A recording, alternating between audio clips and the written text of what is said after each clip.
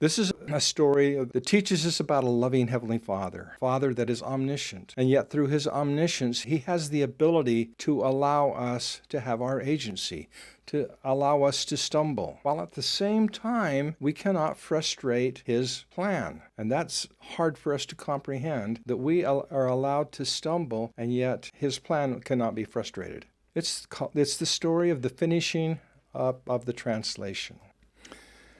I was a young door-to-door salesman selling Book of Mormon stories and church history stories, putting my way through college. I fell in love with these 3 stories in the church history series. And I was shocked a couple of years ago when I realized that these stories that were so personal to me were being scrubbed from our history. And I could not understand why. And now I know. And that will be part of this also. So you can see they're slowly being removed or altered. Now, our story will involve a timeline. This timeline will be the month of June, 1829. And it will involve what I call the month of Plan B, the translation of the small plates of Nephi. It will involve 3 communities: Harmony, Pennsylvania; Fayette, New York; and Utica, New York.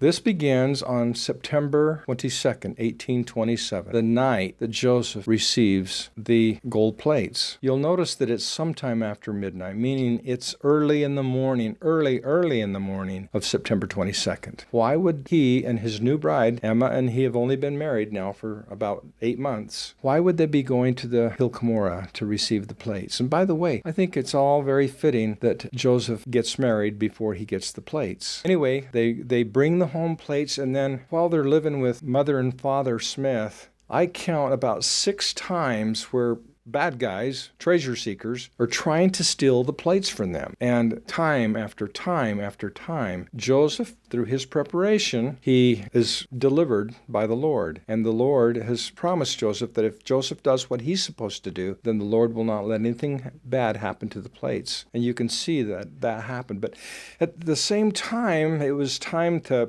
recognize, hey, we just can't do our translation work here. And so they came up with the idea that they would move on down to Harmony and try to live with Emma's parents. So here we see a distance view of Emma's parents' home.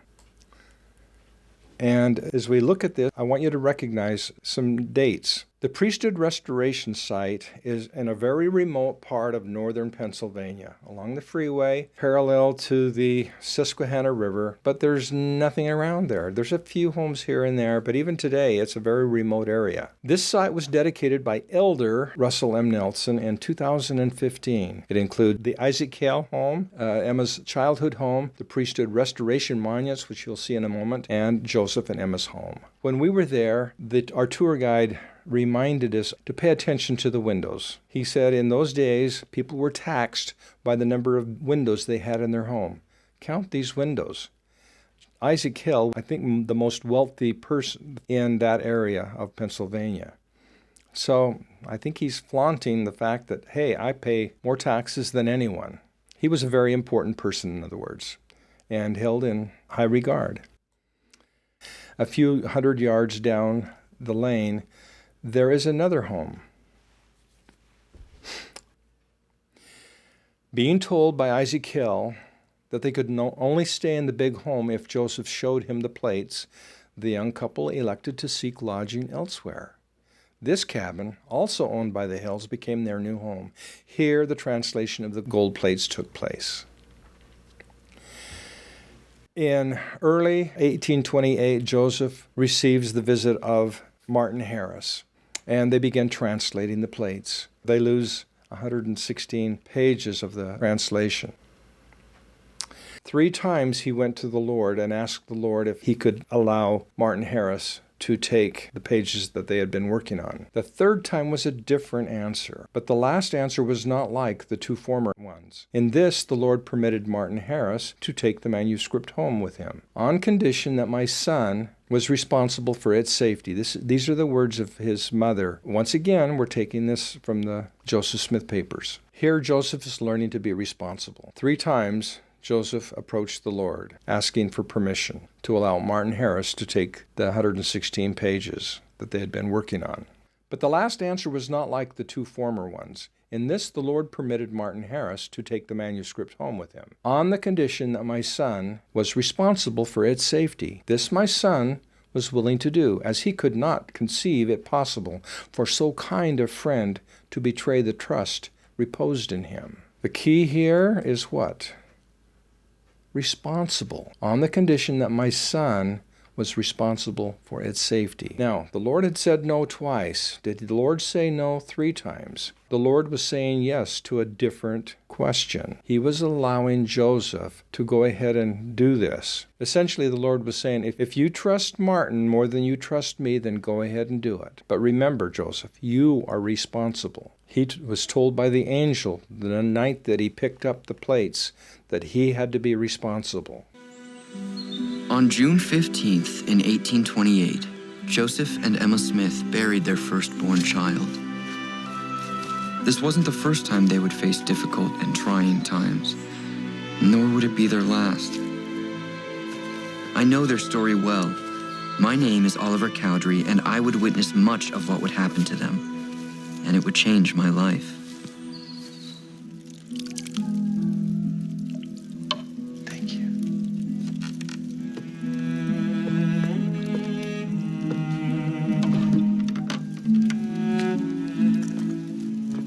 Have you received word of the manuscript?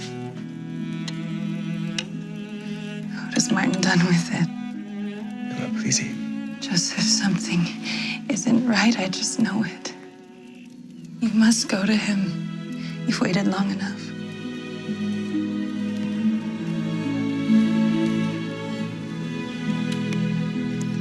Joseph hesitated to leave, but Emma insisted that he go. So he began the 130-mile trip to his old home, a journey that would take him nearly 5 days.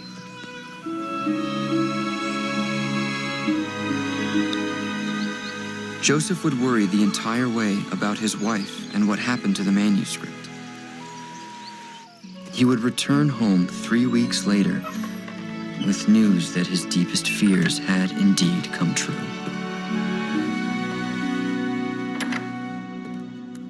Joseph.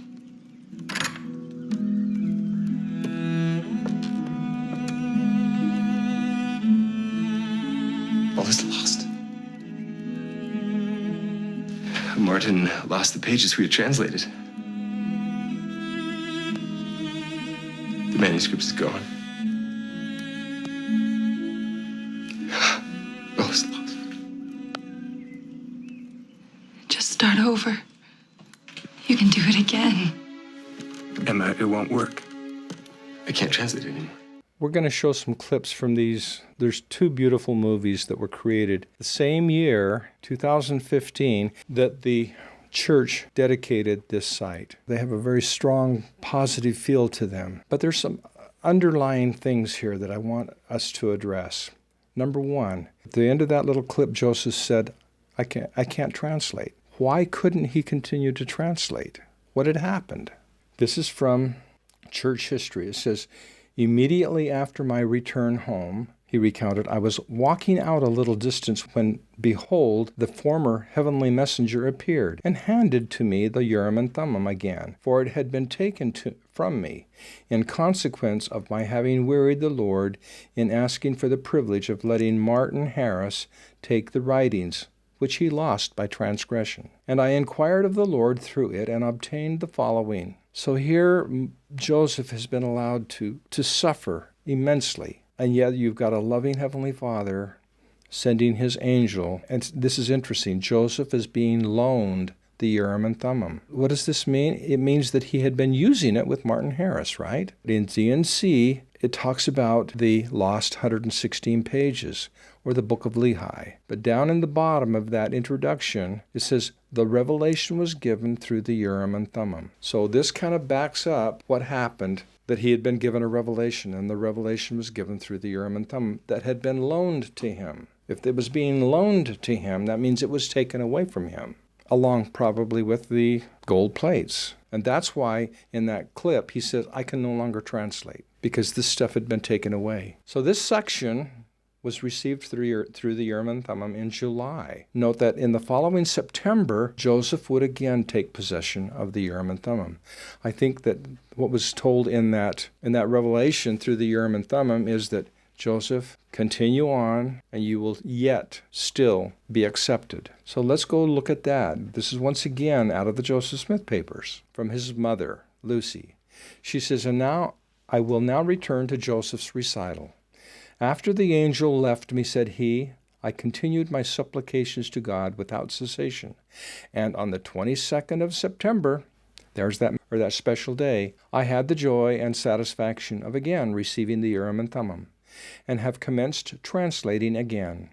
And Emma writes for me, but the angel said that the Lord would send me a scribe, and I trust his promise will be verified. So some beautiful, I love connections, and this September 22nd is a powerful connection. This is the year of Joseph's redemption. When I stumbled across this date, September 22nd, 1828, I was so excited.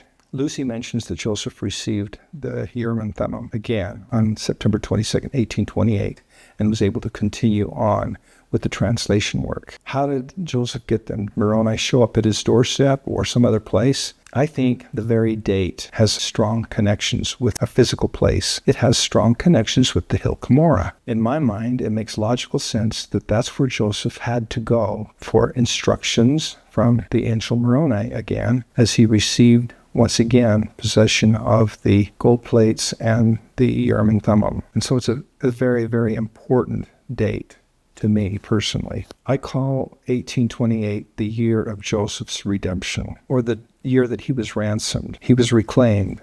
He was saved. He was released from bondage and was once again accepted by the Lord and was able to continue on.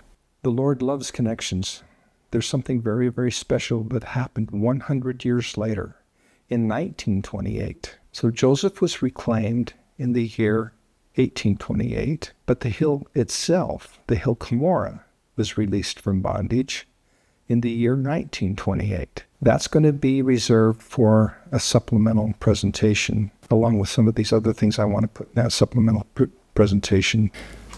So the translation process didn't rely on a seer stone, did it? We're going to talk about a seer stone in just a second. I didn't intend to talk about a seer stone, but it's actually a very important part of this story. It didn't rely on a seer stone. It required the Urim and Thummim. Who's introducing this seer stone into this story? It's interesting. We've talked about the Joseph Smith papers, but I counseled us not to get involved with the actual scholars that created the Joseph Smith papers, because they have an agenda, I feel. And that agenda seems to be coming out here.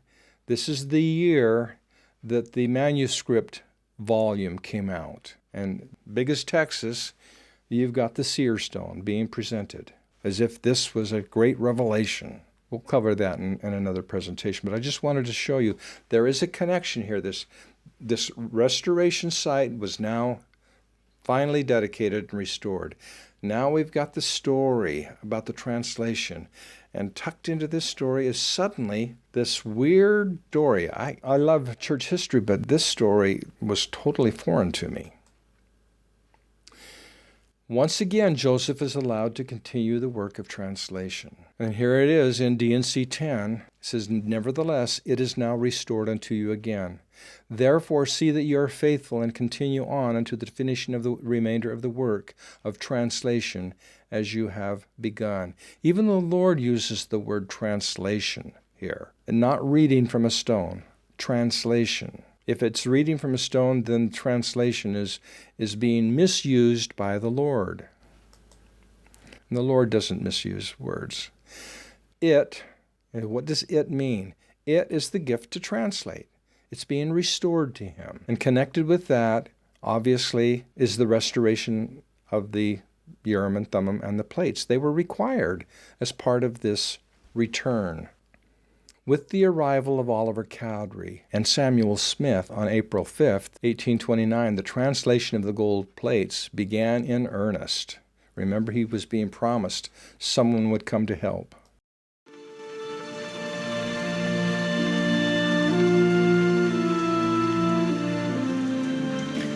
Father, which art in heaven,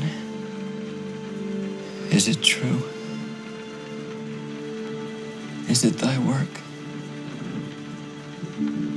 I cannot stop thinking about it. Your son, the record. I have been deep in thought all day.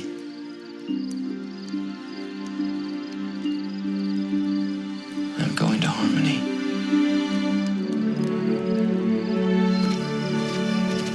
And so my journey to finally meet Joseph Smith began.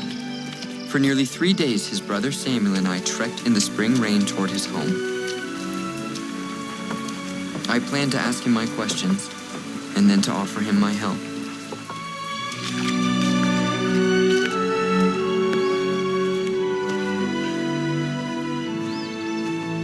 Samuel, what on earth? Emma, this is Oliver Cowdery. Emma Smith. Pleasure to meet you, Mrs. Smith. Please come in. I expect Joseph should be arriving soon, Mr. Cowdery. I wish it were more. Had I known you were coming. Joseph! Samuel. I'm so happy you're here. And who's your friend? Joseph, this is Mr. Oliver Cowdery. The man is half white-tailed deer. Practically ran the whole way here just to see you. Joseph Smith. Mr. Smith, I've come to inquire about the work which you are endeavoring to accomplish. Oliver, I've been expecting you. Please call me Joseph. We talked late into the night. Joseph recounted the tribulations and miracles he had experienced and how he obtained the record from an angel of God. Joseph was once again allowed to continue the work of translation. But before translation could begin, an important event took place. And I'm going to introduce you to the concept of anchors. These are certain anchor points that are beyond dispute. They're marked with actual documents, provable documents. And so our first anchor point, it's the date before the translation begins. So it says, before the translation could begin, an important event took place. What is that event? And remember, Samuel and Oliver arrived on April 5th, according to Oliver's journal. The translation started on April 7th. Something very, very important happened on April 6th. What you're looking at here is a purchase agreement with Isaac Hill. Joseph was actually buying the home that they were living in from his father-in-law. And here you've got the actual signatures of those present. It says, signed, sealed, and delivered in presence of Oliver H.P. Cowdery and Samuel H. Smith. Joseph Smith Jr. and Isaac Hill were the principals. And why did Joseph Smith not do this a year before when Martin Harris had come? I think it's proof that Joseph is learning to be responsible. And the fact that this happened before the translation could begin tells me that Joseph recognized he needed to show the Lord that he was acting responsibly. And in those days, a man's home is his castle. No one's going to kick Joseph out of his home because he's not renting the home, he owns the home. He's buying the home. Also, I think it's a kind of an indication of how he's winning over his in-laws. The fact that they would allow Joseph purchase this home. They loved their daughter, and I think they were kind of starting to warm up to Joseph. And so, the next day, on April 7th, the translation began.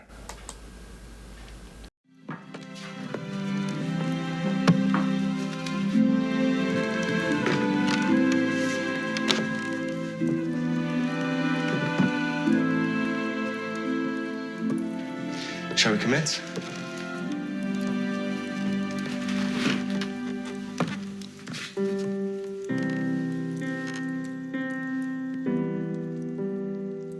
Father,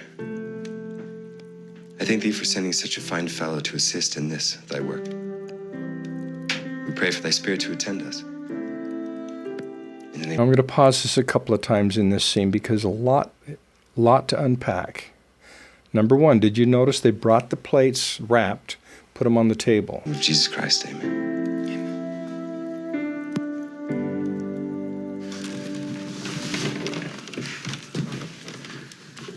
I shall speak a dozen or so words at a time and pause so you have a moment to write.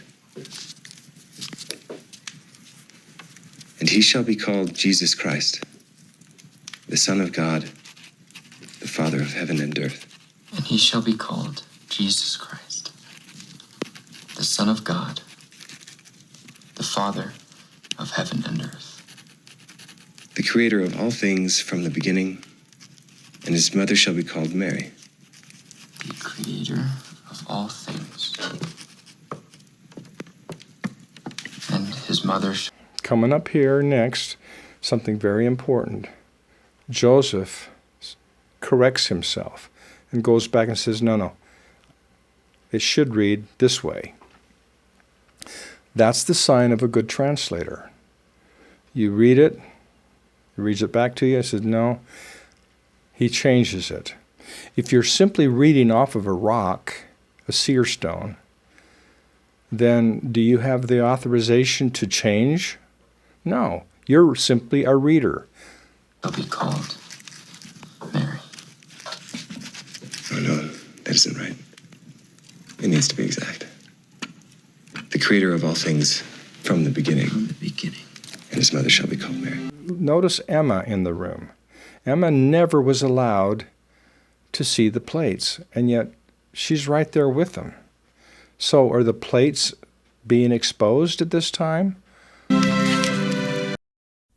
Lots to unpack. 2015 is an important year. The year that this area was dedicated by Elder Russell M. Nelson. The year that this movie came out.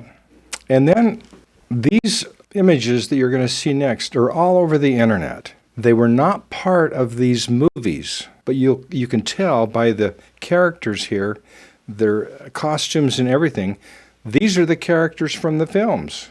Here you've got Joseph Smith reading from a stone in a hat.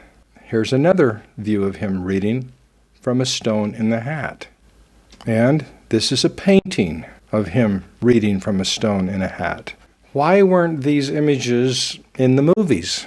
Did they not have enough courage to put them in the movies? Because this was groundbreaking stuff. I don't think they had enough courage to put them in the movies.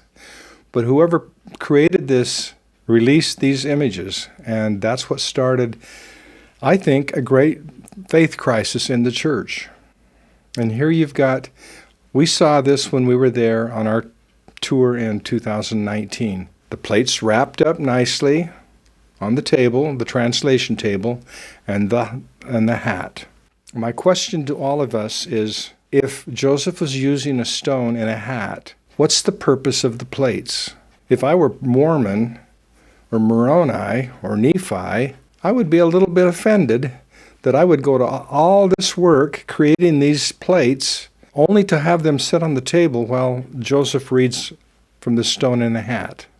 Okay, we're continuing on with this early translation period. As we get closer to the end of May, things start really becoming intense. These are two of the monuments there.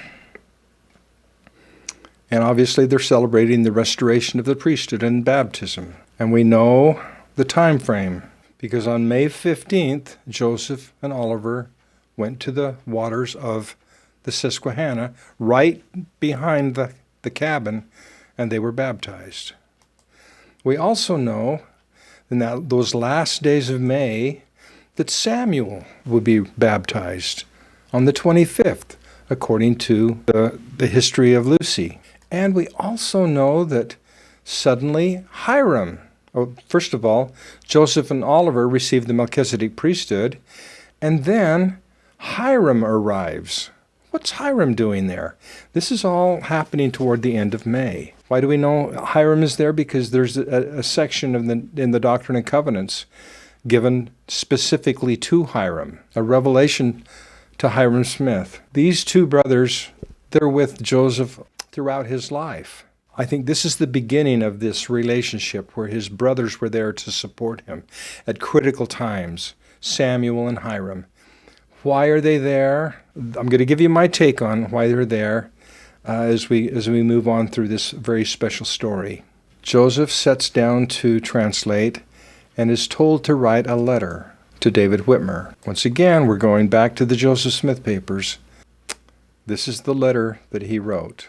He says, Joseph was translating by the means of the Urim Thummim. Once again, he's translating by the means of the Urim Thummim. This is in middle May. He received instead the words of the book, a commandment to write a letter to a man by the name of David Whitmer, who lived in Waterloo, requesting him to come immediately with his team and convey them, Joseph and Oliver, to Waterloo, as an evil-designing people were seeking to take away Joseph's life. This is going to be interesting as we unpack this. Spring of 1828. Life was busy, and we threw all our efforts into the farm and into planting our crops. Got a letter for you, too. I believe it's for your brother.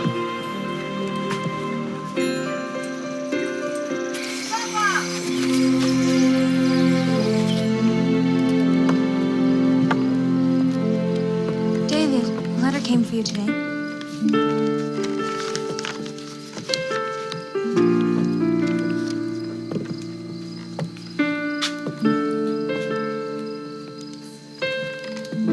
What does it say? It's from Oliver Cowdery and Joseph Smith. They want to bring their work here. Why here? The woman you're looking at here, Mary Whitmer, will receive a singular opportunity. She will be one of the special witnesses to the plates. That will be covered in a supplement to this presentation. In order to get the supplement, please subscribe. Why our home? We are continually threatened. The Lord has directed us to ask if you would bring us into your home, where we might complete translating the plates without interruption. The days are so full, Peter. David, with so many mouths to feed, we cannot afford to lose any time. But Father, Oliver is convinced that this is the work of God. Then the good Lord will see that it is completed. Now is the time for plowing, not for bringing guests into our home. Okay, there are a couple of miracles here we're going to see. Father later told me if I finished plowing, he would reconsider allowing Joseph and Oliver to come to our home. I threw myself into the work, but it progressed very slowly.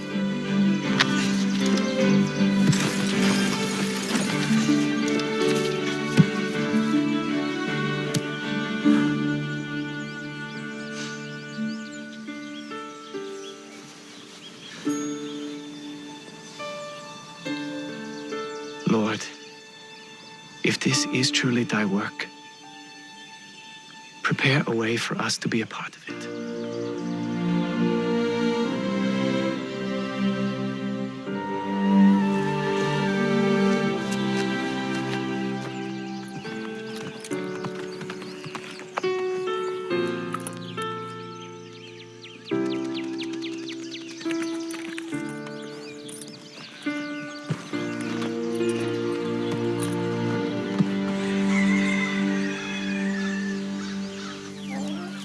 We should finish plowing by Thursday. I want to sow the field by the end of the...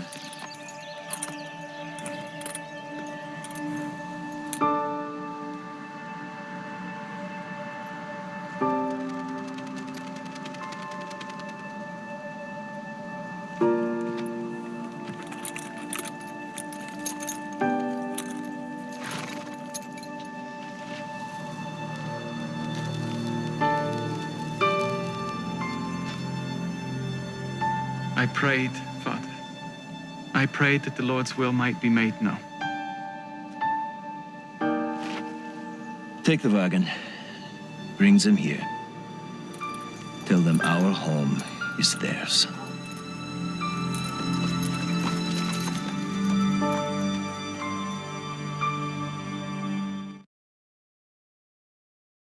Okay, beautiful, beautiful miracle. But you'll notice right here there were two miracles which allowed him to leave quickly and travel down to Harmony to pick up Joseph and Oliver.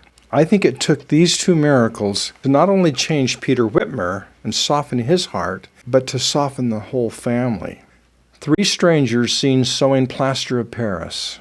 Okay, it says, when he informed his father of the fact, he could not believe it until he examined it for himself and ascertained that it was actually the fact. Well, said his father, there must be some overruling power in this thing, and I think you'd better go as soon as you get your plaster Paris sewn and bring up the man with his scribe. To this David agreed. The next morning, as soon as breakfast was over, he took the half-bushel measure under his arm and went out to the place where he supposed the plaster to be, as he knew exactly where he had left it 24 hours previous. But when he came to look for it, behold, it had entirely disappeared. Every vestige of it was gone. From the spot where he left it, he ran to his sister's house, a few yards distant, inquired if she knew anything of what had become of the plaster, which had deposited near there. Why, said she in surprise, you sewed it all yesterday, as it was all sewn by someone, for the children came and begged me to go out and look at some men that were sewing plaster in the field. For, said they, Mother, you never saw anybody sew plaster as fast as they do in your life. I went, and I did see 3 men to work in the field, as the children said.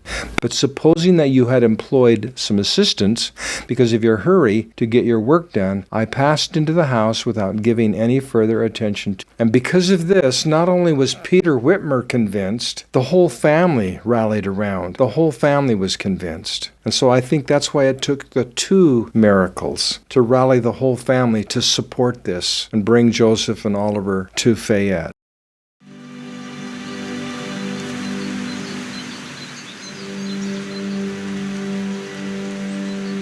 Believest thou in Jesus Christ, who shall come? Forgive me. I am somewhat fatigued. I think we both are. Joseph, may I ask you a question? Of course. When will we translate the lost pages again?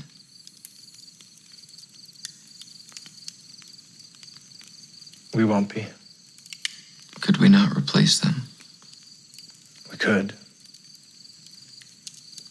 But the Lord has forbidden it.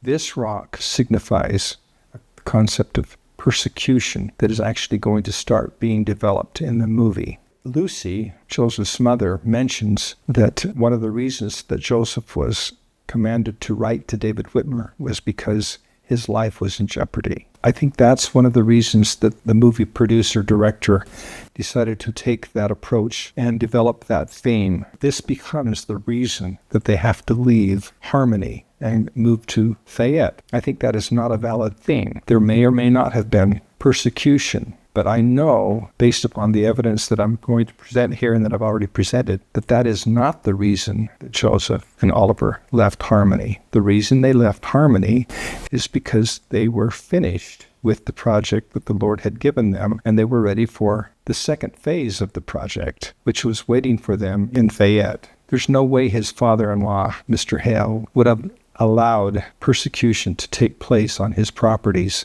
or near his properties, especially with his daughter, whom he loved. So there's just a lot of reasons that I don't find a lot of validity to this scenario, that the reason they moved is because of persecution.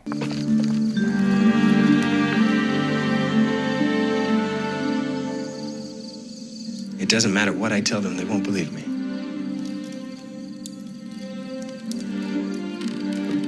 What should we do?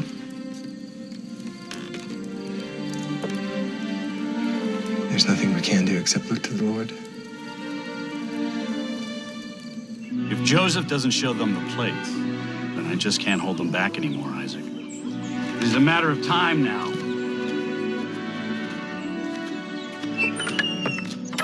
The threats of persecution only continued to grow, and so Joseph took the matter to the Lord. The Lord has directed us to ask you if if you would bring us to your home, where we might complete the translation without interruption. Sincerely, Oliver Cowdery and Joseph Smith. Thankfully, the Lord touched the hearts of the Whitmer family, and they offered us a secure place in their home.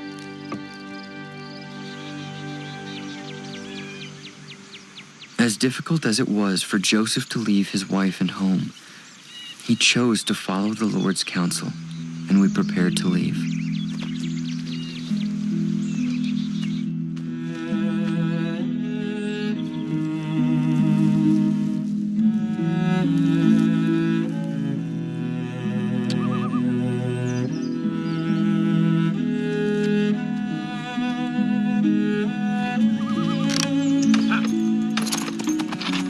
Here you've got David Whitmer coming down with a wagon to take back Oliver Cowdery and Joseph Smith. What's wrong with that picture? When everyone's walking back and forth all the time, why would it take David Whitmer to come down and pick them up and bring them to Fayette? When Joseph was commanded to write, I'm sure Joseph in his head felt justified in the request for him to come and get them, because who was it there that he would be coming to get? There would be Emma and Joseph and Oliver and Samuel and Hiram and the plates. Plenty of reasons to bring a wagon. But now they're going back. Emma's staying. She'll be there in a couple of weeks. Where's Samuel? Where's Hiram? And guess what? There's no plates. To that in just a moment. So what's the reason to take a wagon? They could have walked to Fayette faster than having David come down to pick them up and take them back. So there's more to the story here. As we departed, we were all filled with peace, and with the certainty that the Lord was directing our move to the Whitmer's farm in Fayette, New York.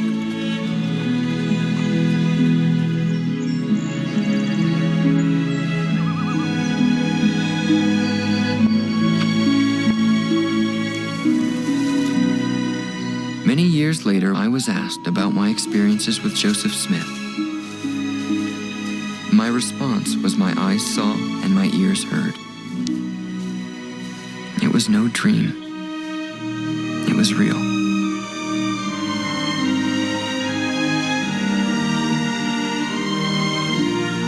They arrived at the Whitmer farm in June. A month later, it says they were done with the translation. So basically, the translation took the month of June.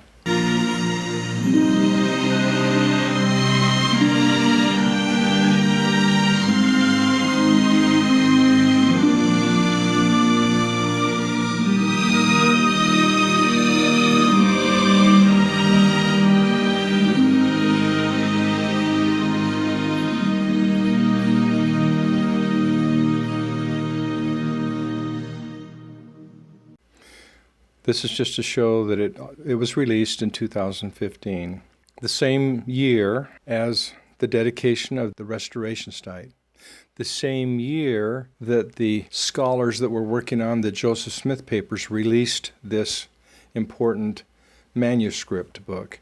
Is all of this a coincidence? Not very many people had even heard about it, and I hadn't heard much about the seer stone. Ask yourself the question, is this all a coincidence that these three things came about in the same year? And I just want to add this one more little caveat to the story. We're going to do a little zooming in on this story right here. It says, upon his arrival at Harmony, David was surprised to see Joseph and Oliver, who came out to meet him, some distance from the house. Oliver explained that Joseph had informed him when I had started from home, where I had stopped the first night, and how I had read the sign at the tavern where I stopped the second night, and that I would be there that day before dinner. All this was why they had come out to meet me. Why were they wandering around, relaxed? Because it's kind of like you're packed and ready for the plane to come. Lo and behold, I think that's exactly what had happened. Here, once again, we go back to the Joseph Smith story, or the Joseph Smith papers. Remember, Joseph is learning to be responsible. So, in preparations for the journey to Fayette, he was thinking, okay, what do I need to do? I need to do this and that. I need to go to the Lord and ask the Lord how I'm to take the plates with us to Fayette. Even though Joseph was now finished with the plates, he was inquiring of the Lord how we're going to get them. It says, when Joseph commenced making preparations for the journey, he inquired of the Lord to know in what manner he should carry the plates. His answer was that he should commit it into the hands of an angel for their safety. And when he should arrive at Mr. Whitmer's, the angel would meet him in the garden and deliver them up again into his hands. This is from his mother, Lucy. Remember, this is a murky time period, and so learning about this repository in the Hill Cumorah was very hush-hush. I'm not sure Lucy even knew about the repository at this time, or maybe even later when she actually dictated this story. But irregardless, the answer was to commit the plates into the hands of an angel. What does that tell us? That tells us that Joseph is done. This chapter is closed. Joseph is now ready to open up the next chapter of translation. Remember what the angel said, you are to be responsible for these until I call for them. We continue on. Now we're getting to the end of May. And remember this other story right here. We're going to learn a little bit more about that. This story is about them on their way to Fayette and involves an old man. We'll come back to that in a minute. This also is something of interest. Remember, Moroni got to the end of the abridgment work. What did he do? He put a title page in. What is the last thing that Joseph translated in Harmony? They translated the title page. Sometime before the 31st of May, it was done. What does that become? That becomes another anchor point. It's provable, and so they're done with the gold plates. They turn them over to a messenger. Now we're into the month of June. Our first date in the month of June is June 11th. Once again, June 11th is an anchor point. Why is it an anchor point? Because it's provable. Let's actually go ahead and open this up here. Remember, on June 11th, this is a true statement. It makes no comment, no mention of the small plates of Nephi. It's just about the large plates. And accompanying the filing is this scanned image of the title page, which means they had to go someplace and find a printer that could print this on a letterpress. And that takes time. You've got these things happening, and then here is this found and discovered in the year 2005. You've got this long handwritten version of the title page. You've got this printed version of the title page. And here is the reason why I think Joseph went to this extraordinary effort to get this done. Be it remembered that on the 11th day of June in the 53rd year of the independence of the United States of America, Joseph Smith said, District deposited in this office the title of a book whereof he claims as author. Okay, they're saying he claims to be the author. Joseph allowed that to happen. And I think that's why he hand wrote, or had somebody hand write the title page right here, and then had it printed. Because even though he was forced to say that he was the author, he was basically stating, no. The Book of Mormon, an account written by the hand of Mormon. So who was the author? Mormon and Moroni. And that's, I think, why he went to that extraordinary effort to add these two items to the filing. This is on June 11th. They're leaving Harmony somewhere around the end of May. So they have to find someplace to get the title page typeset. Where are they going to do that? Are they going to wait till they get to Fayette? Or are they going to do it somewhere down in Harmony? They got to find a printer. There isn't a printer in every little hamlet, a little community. And I think this is where you've got Samuel and Hiram stepping up to help. Why do I say that? Because when Joseph and Oliver are heading up to Fayette, they're leaving Samuel and Hiram and Emma back in Harmony. And I think I know why now. Because Joseph and Oliver are in a hurry. They got to get up to Fayette and get started. But somebody has to stay behind and take care of this filing of the copyright. There happens to be a printer in Binghamton, right in this area right here. And so while Joseph and Oliver are heading up to Fayette, I think Samuel and Hiram are involved, helping with Emma and helping to go get a printer to sit down and typeset. That takes time to typeset the title page and then hustle up to Utica. It's probably a 3-day journey up to Utica, maybe 4, maybe 3 days in Binghamton. They come back, they pick up Emma, and they head up to Fayette. They get to Fayette somewhere around the 20th of June. The timeline fits. Okay, here we are. We are at the smoking gun incident, the thing that opens this whole scenario up. Because remember, at this time that that he published his book in 2016, the consensus was that the small plates of Nephi were somehow attached to the gold plates. But this changes everything. You can also call this the Rosetta Stone moment. Let's look at it briefly. Here's that story. Remember, it was told, and I love telling this story about the old man they meet on the side of the road. Here is a little bit of, I'm going to zoom in on that.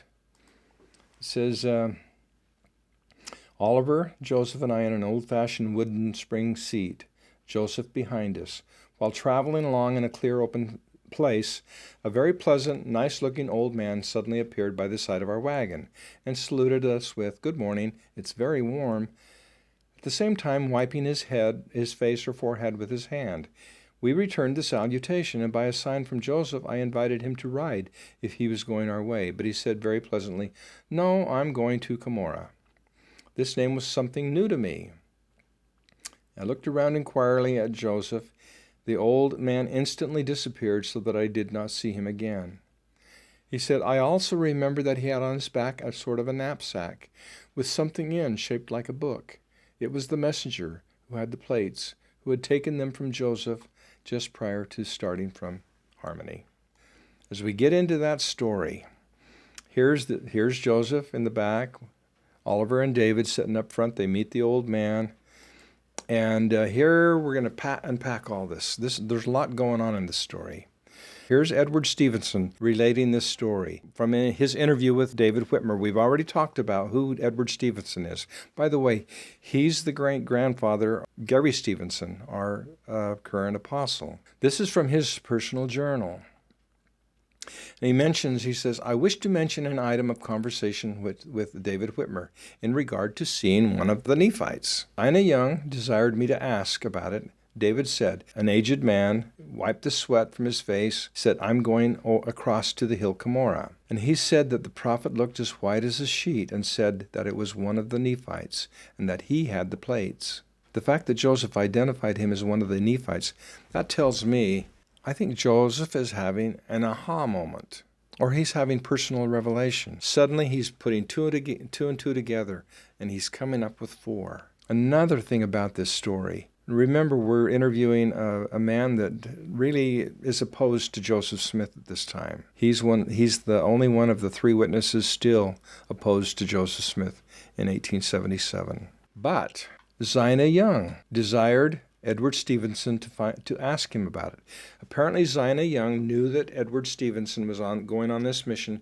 His intention was to stop off in Richmond, Missouri, and visit with David Whitmer. And so she said, "Edward, when you do this, I want you to inquire about meeting one of the Nephites." Zina is so important to this whole thing. She would have heard the story only between 1835 and 1837. So in 1835, she was a young girl of 14 when her family was met by 2 missionaries. It was David Whitmer and Hiram Smith. She remembered David relayed in the Nephite story, and David had left the church in 1837. He remained in Missouri the rest of his life, and so the only time she could have heard it was when she was a young girl. Now, Zina, I think at this point in time, she's the Relief Society president for the church. She was a wife of Joseph Smith and also a wife of Brigham Young. She wanted Elder Stevenson to have the Nephite story confirmed. a story that she had heard as a youth from a faithful David Whitmer. And I think that that's why it says Joseph looked very white, but with a heavenly appearance. Why? Number one, because he recognized several things going on. We're going to bring those things up right here. Do resurrected beings sweat? David says this old man walking along beside their wagon wiped the sweat from his face. Many are trying to pass this person off as Moroni. If the messenger is walking to Gomorrah to fetch another set of plates, what would be the purpose? If Joseph was merely reading from a seer stone, not even using the plates, what would be the purpose of them? If he's going to go to Fayette only to read in a stone again? Seems like the plates are critical, right? If he's walking to Gomorrah, that's interesting. It also means that it's in New York. He's not walking down to Central America. Could these be the reasons this story is being scrubbed from our history? Go back to the Rosetta Stone.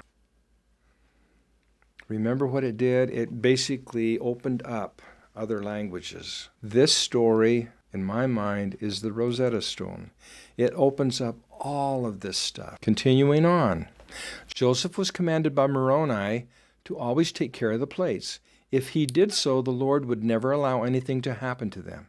Let's go look at an exhibit at the Hill Cumorah Visitor Center. Here you've got a cutaway of a barrel of beans. In the bottom of that barrel, there's a box, and inside of that box is the gold plates. Here, this is an example of all the many times that Joseph had to do strange things to take care of the plates.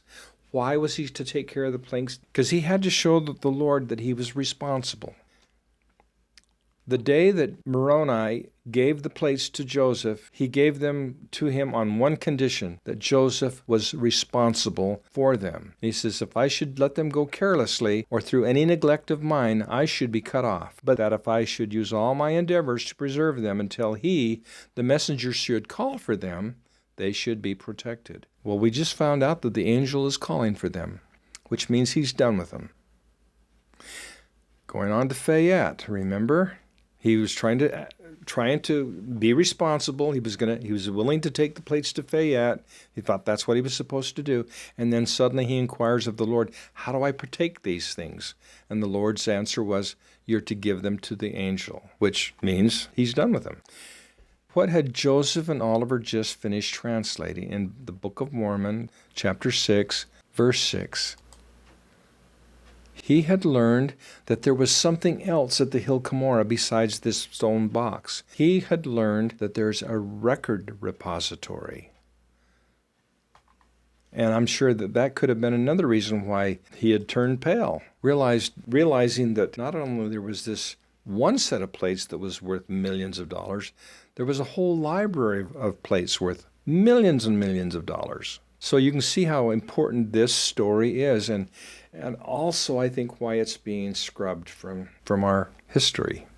Okay, we continue on with this. We're going to go into the final.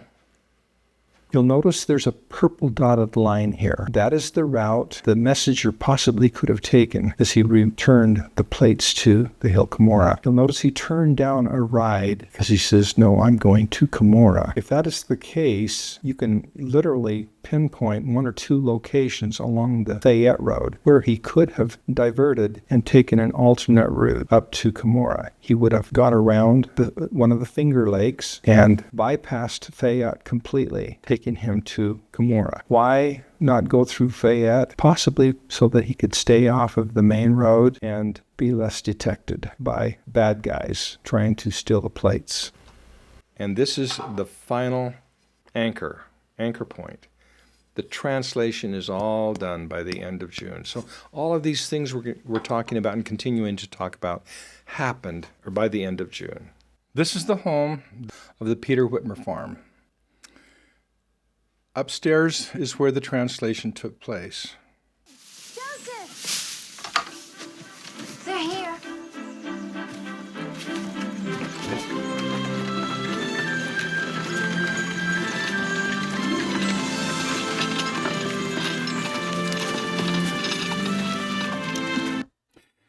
Who was bringing Emma up? And how did she get there? It looks to me like that's Samuel driving the team. But I also think that Hiram is there. So there, instead of 2 in that wagon, I think there has to be 3. And I'll show you why in just a moment. Hello, Mrs. Smith. Hello, Mr. Smith.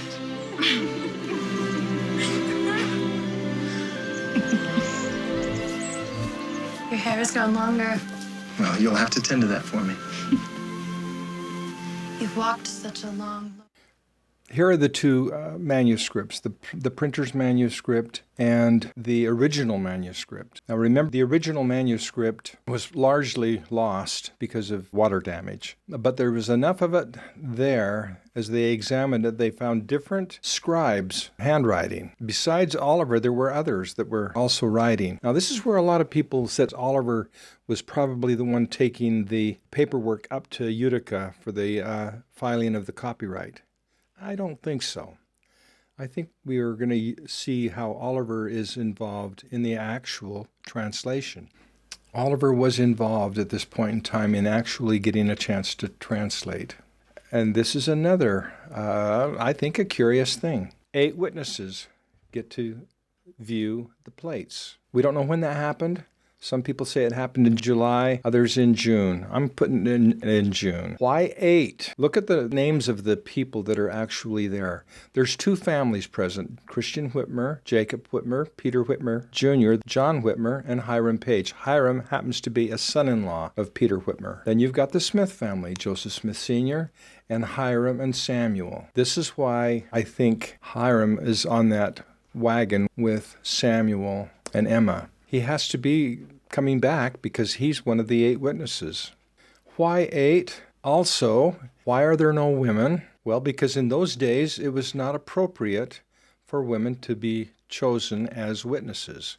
Remember, women didn't even get the right to vote until much later.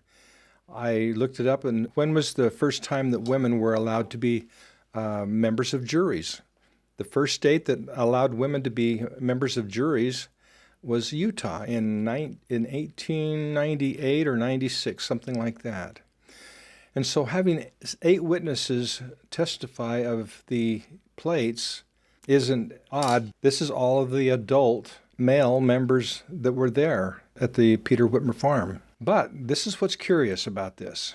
In the Book of Mormon, in the Book of Ether, Moroni is promised that 3 would be shown this sacred work.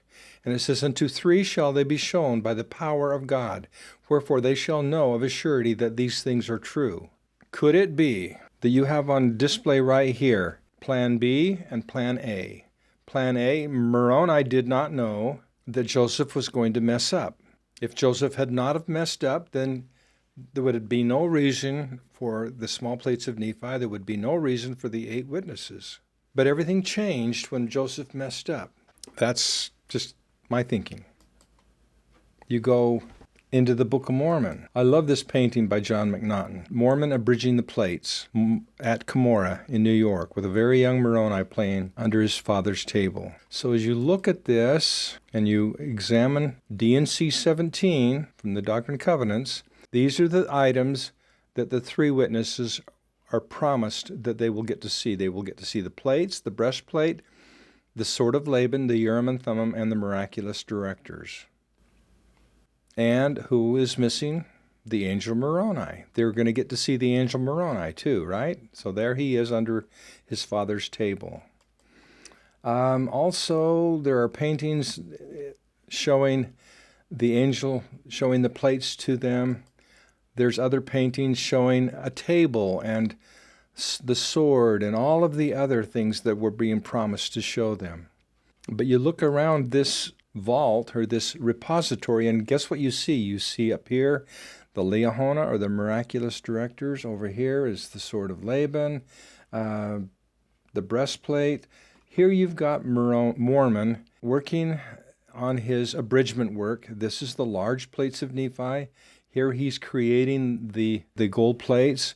And over here he's got the small plates, keeping them close by for ready reference. Now that's kind of the way things are appearing to this particular artist, John McNaughton. We're going to go back in time. I soon go to rest in the paradise of God, until my spirit and body shall again.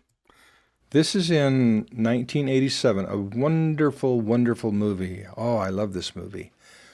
But it's interesting looking at the opening scenes. And I am brought forth triumphant through the air to meet you before the pleasing bar of the great Jehovah. What is he putting in the box now? That looks to me like that could be the Liahona. The eternal judge of both quick and dead. Amen.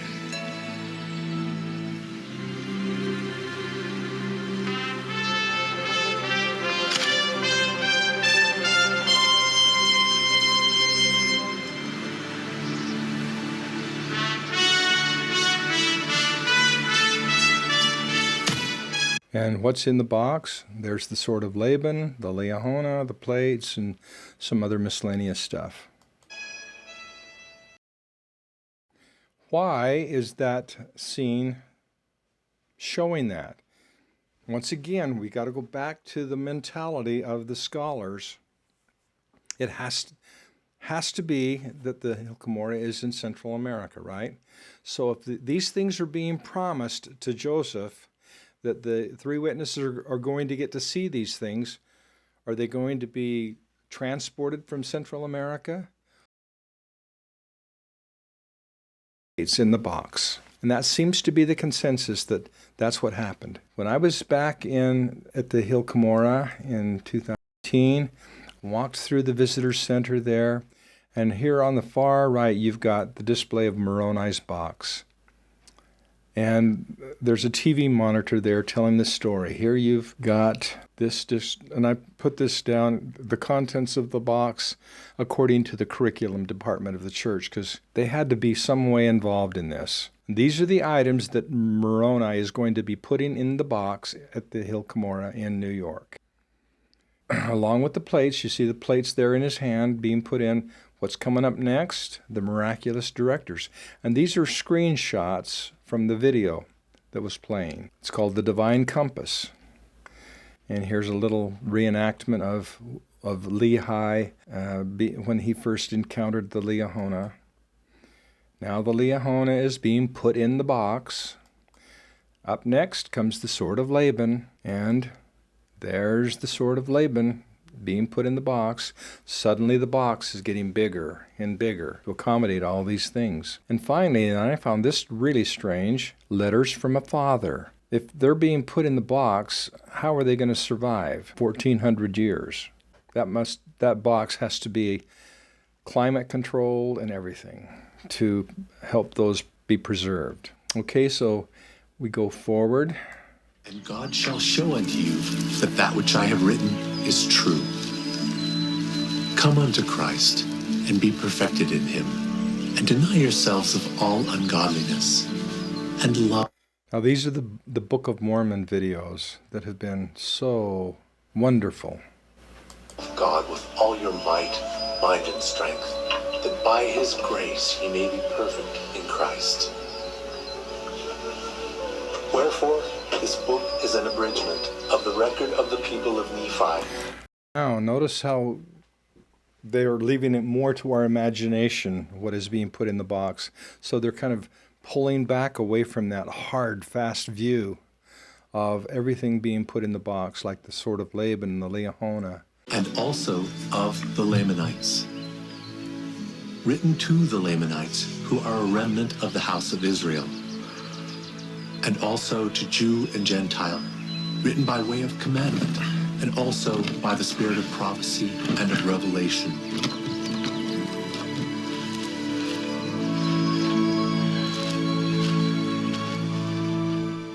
Now we go to Book of Mormon Central.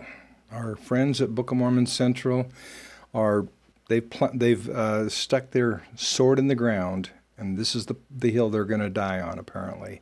As you can see, this is their Spanish version of their website. In their Spanish version, nothing happens up in North America.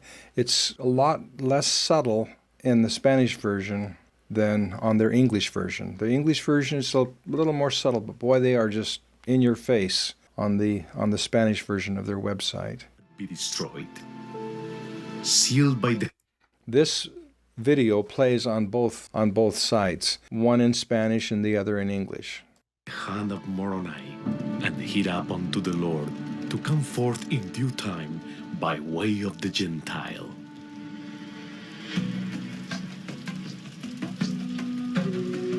Behold, I, Moroni, do finish the record of my father Mormon.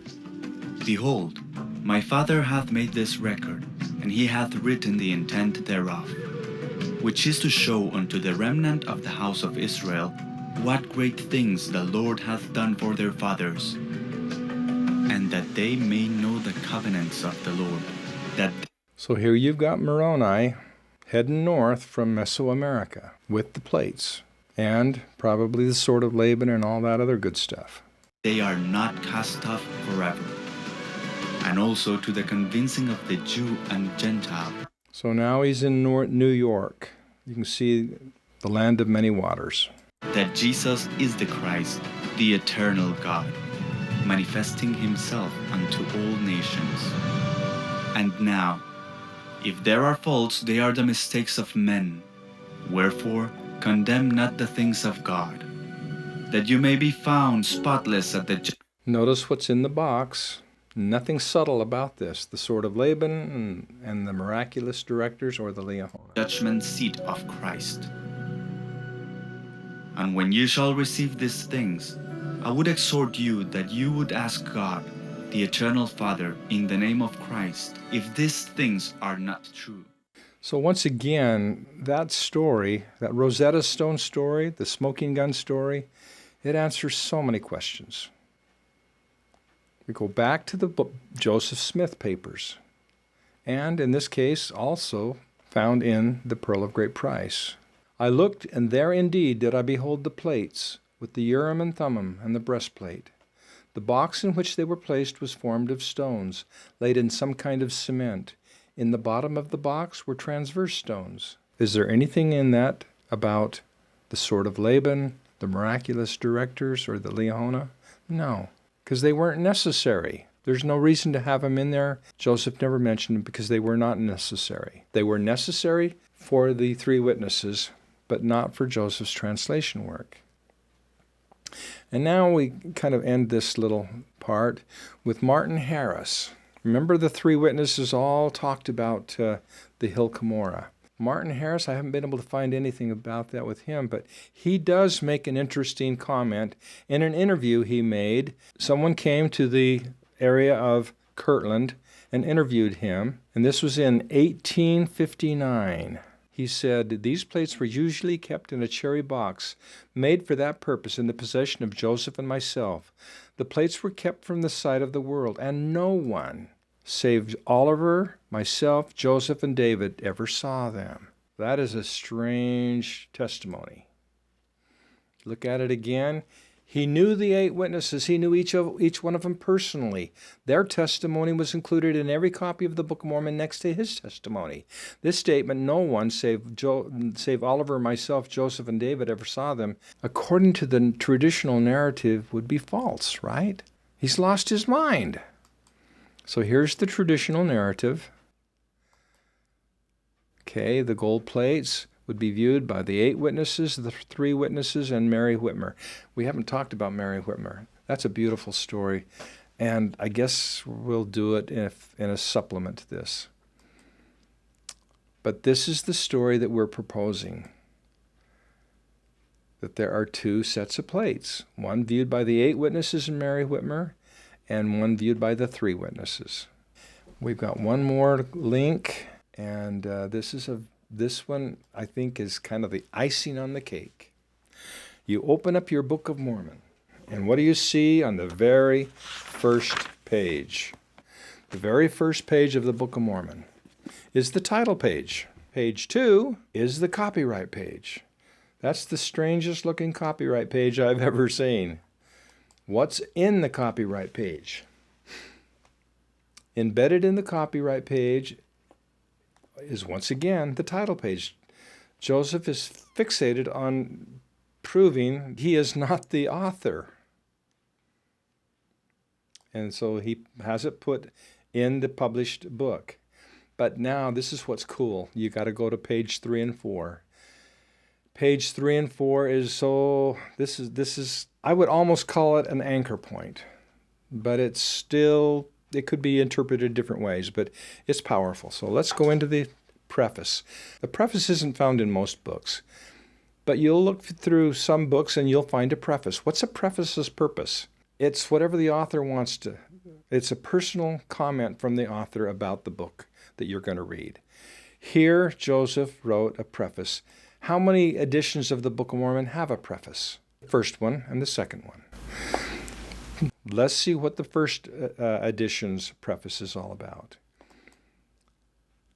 The first edition of the Book of Mormon had a preface that appears to be an extension of the title page. The title page of the Book of Mormon only speaks of the gold plates. It does not mention the small plates at all. The preface, on the other hand, only speaks of the small plates. It says nothing about the gold plates. Together, they combine to create the Book of Mormon. So let's go and drill down and zoom in on parts of the preface. Joseph was so upset because people had stolen the 116 pages. And then they tried to publish false reports about how Joseph was a scam artist and things like that. It says, as many false reports have been circulated respecting the following work, and also many unlawful measures taken by evil designing persons to destroy me and also the work, I would inform you that I translated by the gift and power of God and caused to be written 116 pages. And he goes on and it talks about how they were stolen, and the Lord commanded him they should not translate the same over again, for Satan would put it in their hearts to tempt the Lord by altering the words. And then down here it says, the Lord says, I will not suffer that Satan shall accomplish his evil design in this thing. Wherefore thou shalt translate from the plates of Nephi. Thou shalt translate from the plates of Nephi. He's talking about another set of plates. It's just as clear as could be to me. And then over here, this is kind of the clincher. I would also inform you that the plates of which have been spoken, meaning the plates of Nephi, were found in the township of Manchester, Ontario County, New York. By the way, that's where the gold plates were found, in the Hill Cumorah. But he's specifically talking about the small plates of Nephi. To me, it's beautiful. Okay, just briefly show you that the second edition also had a preface. No other edition of the Book of Mormon has a preface. Let's go ahead and see what this preface is about. Here, and you'll notice it's signed by Parley P. Pratt and John Goodson.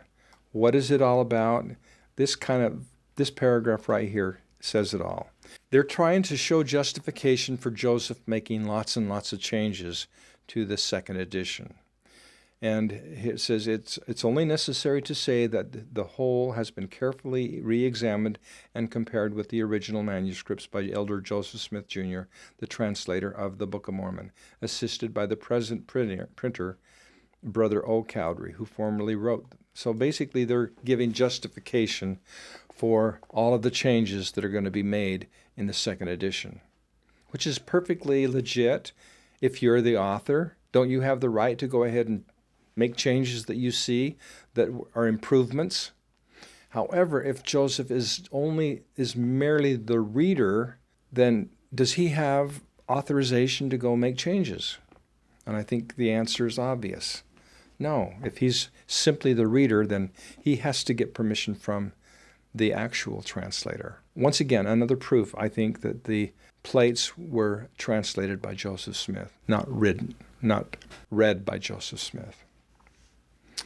Okay, we are at the end of this story, and I hope this is satisfactory because let's review once again. This month of June I call the month of Plan B, the translation of the small plates of Nephi. You've got all of these anchor points that have to be addressed,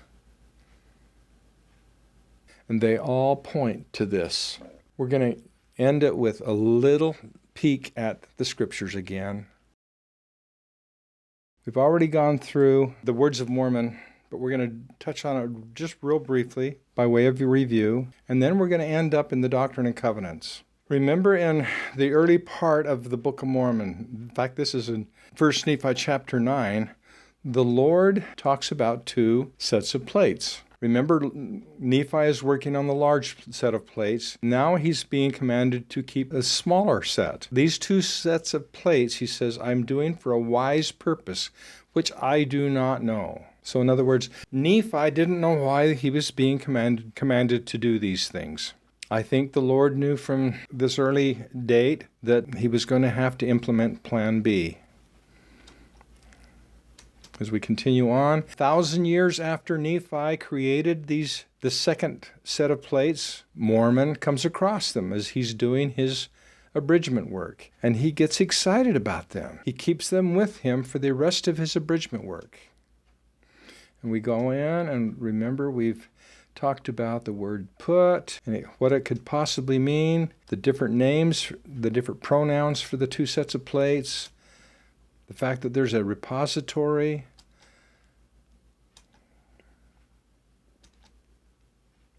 All of these things, I want you to go back and read these for yourself and see if they make sense.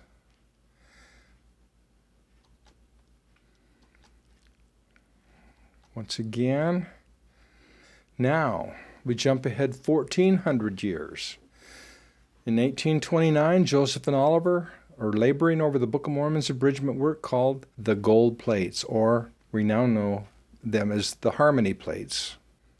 And as they're working on the Harmony Plates, in D&C Section 6, Oliver gets excited. He says, I want to do what you're doing, Joseph. I want to be able to translate. Section 6 is a revelation requested by Oliver Cowdery, and it's a revelation given to Oliver Cowdery. The Lord says in verse 25 of this revelation, he says, and behold, I grant unto you a gift. You, meaning Oliver Cowdery. This is a revelation just for him. Behold, I grant unto you a gift, if you desire of me to translate even as my servant Joseph. Verily, verily, I say unto you that there are records which contain much of my gospel, which have been kept back because of the wickedness of the people. Okay, let's use our overlays again. There are records. Here, first of all, the Lord, he's asking for a gift. The Lord is willing to give Oliver the gift. In other words, here's the principle. The Lord will give us the gift. What is our job? Our job is to receive the gift. He will give it, but we have to receive it. What does that mean, to receive the gift? We're going to learn. And here the Lord is reminding Oliver that I'm going to give you a gift. There are records which have been kept back because of the wickedness of the people. Kept back in the Great Nephite Library. And what wickedness and what people? I think it's the wickedness of Martin Harris and Martin Harris's wife, Lucy. Even Joseph was chastised for this event. I think those are the people that he's talking about. Okay. And in section 8, here is what the Lord means when he says, your job is to receive the gift. You shall receive a knowledge of whatsoever things you shall ask in faith, with an honest heart, believing that you shall receive a knowledge concerning the engravings of old records which are ancient. Does that sound like he's going to get an opportunity to read from a seer stone? No. He's going to get a knowledge of ancient records, just like Joseph acquired this knowledge of ancient records. It's like someone learning how to speak another language. It takes time. It takes effort. It's a little bit painful. And why is he going to be given this gift? He's going to be given it to assist in bringing to light with your gift those parts of my scripture which have been hidden because of iniquity. Once again, hidden where? In the sacred vault at the Hill Cumorah. We continue on with our overlays in section 9. Behold, I say unto you, my son, that because you did not translate according to that which you desired of me, and did commence again to write for my servant Joseph Smith Jr., even so I would that ye should continue until you have finished this record. What record? The Harmony Plates record, which have been entrusted unto him. And then, behold, other records have I, that I will give unto you power that you may translate. Most people think that this is a promise that the Lord made to Oliver that he couldn't keep or he didn't keep, that Oliver would get a chance to translate. But is that's what this is saying? He says, Oliver, because you didn't continue as you began, and you've gone back to being a scribe for Joseph and finishing this record, meaning the gold plates in harmony, then he said other records. And I think those other records are the small plates, and they have been hidden away because of iniquity. Then down here in verse 5 of that same section, the Lord once again reminds Oliver, he says, Behold, it is because that you did not continue as you commenced. When you began to translate, he got a chance to translate, which means he got to use the Urim and Thummim. He got to have the same benefit that Joseph got. Otherwise, he could have said, no, time out. This is not right. Joseph got some things I didn't get. I think he actually got to see the plates. He actually got to use the Urim and Thummim. He got to do what Joseph was doing. But he stumbled because it says, when you began to translate that, I have taken away this privilege from you. He didn't take away the gift. He took away the privilege for that time period. Do we have any other stories similar to this? What about this story right here? Peter walking on water. Remember, he asked the Savior, he says, allow me to come unto you. And what did Jesus say? He said, come. In other words, he was giving Peter the gift to walk on water. What was Peter's job? He had to receive the gift. Same with Oliver Cowdery. The Lord was giving the gift. Oliver Cowdery's job was to receive the gift. Both of them stumbled. Both of them had to be redeemed. I think there's a connection between these two powerful stories. So let's continue on. D&C 10 brings it all together in a beautiful, beautiful way. So now, look at all the overlays here. Every piece of the puzzle is on display here. And here the Lord is explaining what this is all about. He says, and now because the account which is engraven on the plates of Nephi is more particular concerning the things which in my wisdom I would bring to the knowledge of the people in this account, meaning the Book of Mormon. Therefore you shall translate the engravings which are on the plates of Nephi, so here's the Lord's commandment to Joseph, which are on the plates of Nephi, down even until you come to the reign of King Benjamin, or until you come to that which you have translated, which you have retained. Lots going on there. Behold, there are many things engraven upon the plates of Nephi, which do throw greater views upon my gospel. Therefore it is wisdom in me that you should translate this first part of the engravings of Nephi and send forth in this work, the Book of Mormon. Let's unpack this. First of all, it says, translate down until you come to that which you have translated, which you have retained. It's a beautiful insight from one scholar, and I love it, and I think it's accurate. We got two things going on here. We got signatures compared to gatherings. Today, when you create a book, you start with signatures. You take big sheets of paper, fold them and fold them and fold them, and then cut them to create signatures. In Joseph's day, you did a very similar thing. They sold paper in big sheets, and so they created gatherings by folding them. And when Joseph gave Martin Harris the 116 pages, I think, this is my personal feeling, is he did not give him everything. He only gave him completed gatherings, and he retained an uncompleted or a gathering that had just started. And it makes logical sense that that's what he would do. And that's why this makes sense. Or until you come to that which you have translated, which you have retained. Where have we heard that before? I think we have to go back to the preface, the first edition, and it's right down here. Therefore thou shalt translate from the plates of Nephi until you come to that which you have translated, which you have retained. Here's where it all comes together, as I mentioned. You now have the harmony plates plus the Fayette plates creating the Book of Mormon. Here I think the Lord is putting his stamp of approval on this whole process.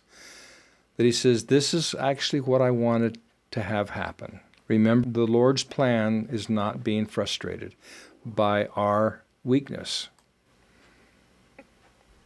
So I think the Lord is giving his approval here to Plan B. Thank you for your attention and for allowing me to go through this long, protracted presentation. But there was so much to unpack in this. But I've come away with a greater love for this whole process that Joseph went through, that Oliver went through, bringing forth this beautiful set of plates called the small plates of Nephi. Thank you.